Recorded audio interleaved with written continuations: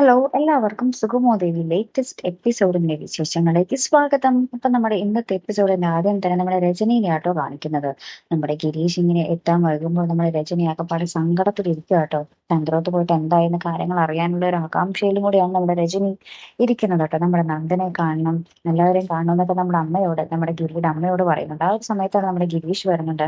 അപ്പൊ ഗിരീഷ് വന്നിട്ട് അമ്മയോട് പറയുന്നത് കാര്യങ്ങൾ നമ്മൾ വിചാരിച്ചതുപോലെ അല്ലെന്നേ, കുറച്ച് സീരിയസ് ആണ്, ശ്രദ്ധിക്കണം, നമ്മളും ശ്രദ്ധിക്കണം എന്ന് നമ്മുടെ ഗിരീഷ് അമ്മയോട് പറയുന്നുണ്ട്. അതിനുശേഷം നമ്മുടെ രജനിയുടെ അടുത്ത് വന്നിട്ട് രജനിയുടെ അടുത്ത് ഇതുവരെ നന്ദനെ കാണാതായ കാര്യമൊന്നും അറിയിച്ചിട്ടില്ല കേട്ടോ.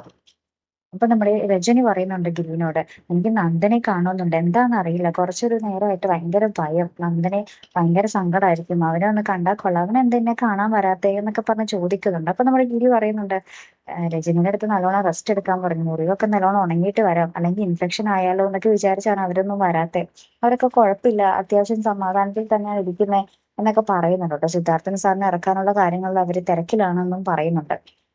അതിനുശേഷം ഉണ്ടല്ലോ നമ്മുടെ ഗിരീഷ് അമ്മയോട് വീണ്ടും പറയുന്നുണ്ട്, രജനിനെ ഒന്നും അറിയിക്കരുതെന്ന് പറയുന്നുണ്ട് കേട്ടോ. പിന്നാലെ നമുക്ക് കാണുവാൻ സാധിക്കുന്നത് ത്യാഗരാജന്റെ അടുത്ത് നമ്മുടെ നന്ദൻ ഉള്ളതാട്ടോ.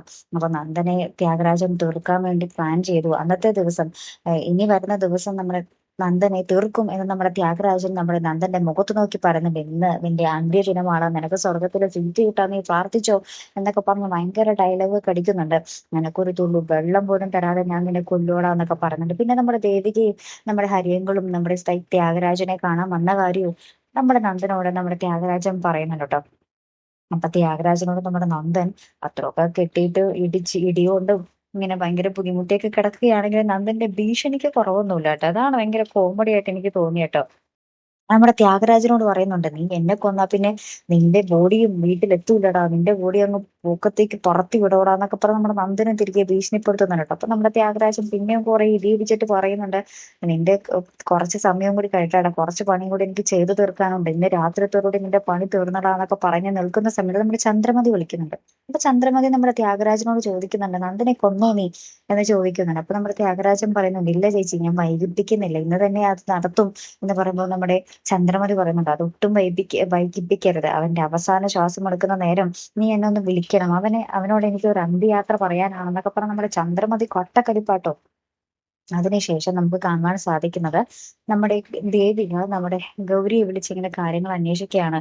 ഗിരീഷേട്ടനും മുരളിയും അന്വേഷിക്കാൻ പോയോ എന്നുള്ള കാര്യം, മുരളിയേട്ടൻ അവിടെ ഉണ്ടോ എന്നൊക്കെ അറിയാൻ വേണ്ടി. അപ്പൊ നമ്മുടെ ഗൗരി പറയുന്നുണ്ട്, ഇല്ല, ഗിരീഷേട്ടന്റെ കൂടെ മുരളിയേട്ടനും കൂടി പോയിരിക്കുകയാണ്, നന്ദന്റെ കാര്യത്തിന് വേണ്ടി തന്നെ, ദേവിക സമാധാനമായിട്ടിരിക്കുന്നൊക്കെ പറഞ്ഞ് നമ്മുടെ ഗൗരി സമാധാനിപ്പിക്കുന്നുണ്ടെങ്കിൽ ഇവരുടെക്കുള്ളിൽ ഭയങ്കര തീ ആട്ടോ ശരിക്കും പറഞ്ഞു. അതിനുശേഷം നമ്മുടെ ഗിരീഷും നമ്മുടെ മുരളിയും കൂടി നമ്മുടെ നന്ദൻ അന്വേഷിച്ച് ഇറങ്ങും ആട്ടോ ബൈക്കിന്. അപ്പൊ നമ്മുടെ മുരളിയുടെ കൂട്ടുകാരും ഒരു വഴിയിലുണ്ട്, നമ്മുടെ ഗിരീഷും മുരളിയും ഒരു വഴിയിലുണ്ട്. അപ്പൊ നമ്മുടെ കൂട്ടുകാര് അവർ ഇടിച്ചിട്ട് ആ ഒരു പച്ച കോളേജ് ഇല്ലേ അത് കാണും. അപ്പൊ നമ്മുടെ മുരളീന്റെ അടുത്ത് ഇവര് കാര്യം വിളിച്ച് പറയുമ്പോൾ നമ്മുടെ മുരളി പറയാം, ആ വണ്ടിനെ ഫോളോ ചെയ്ത് നിങ്ങൾ വേഗം പൊക്കോ എന്ന് പറയുകയും ഇവർ ആ വണ്ടിനെ ഫോളോ ചെയ്ത് ഒരു വീട്ടില് കേട്ടോ ആ വണ്ടി കയറി പോകുന്നത്. ആ വീട്ടില് ഇവരെത്തുകയും ചെയ്യുന്നുണ്ട്, ഈ ഓട്ടോ ഡ്രൈവർമാർ എത്തുകയും ചെയ്യുന്നുണ്ട്. അതിനുശേഷം നമ്മുടെ മുരളിയും ഗിരീഷ് അവിടെ എത്തുന്നുണ്ട്. ശേഷം ഇവര് മതിലൊക്കെ ചാടി ആരുടെയും കണ്ണിൽ പെടാതെ ആ ഒരു വീടിന്റെ ഉള്ളിലേക്ക് കയറുന്ന ദൃശ്യങ്ങളായിട്ട് നമുക്ക് കാണുവാൻ സാധിക്കുന്നത്. ആ വീട്ടിലാണെങ്കിൽ നന്ദനെ രക്ഷിക്കാൻ അവർക്ക് കഴിയും, അല്ലെങ്കിൽ നന്ദനെ രക്ഷിക്കാൻ വരുമ്പോൾ അവരുടെ ജീവനും കൂടി ആപത്താകുമോ, എങ്ങനെയൊക്കെ ആയിത്തീരുമെന്ന് ഒരു പിടിയില്ല കേട്ടോ. കാരണം എന്ന് വെച്ചാല് കൊല്ലും കൊലയ്ക്കൊന്നും ഒരു മടിയില്ലാത്തൊരു പരമ്പരയാണ് നമ്മുടെ സുഗമോ ദേവി അല്ലെ. എത്ര പേരെ കൊന്നു കൊടുക്കാനും നമ്മുടെ സംവിധായകൻ റെഡി ആയിട്ട് ഇങ്ങനെ ഇരിക്കും അല്ലെ കൂട്ടുകാരെ. അപ്പൊ എന്തായാലും നമുക്ക് നോക്കി കാണാം. അപ്പൊ അടുത്തൊരു വീഡിയോ വരുന്നത് വരയ്ക്കും ഗുഡ് ബൈ.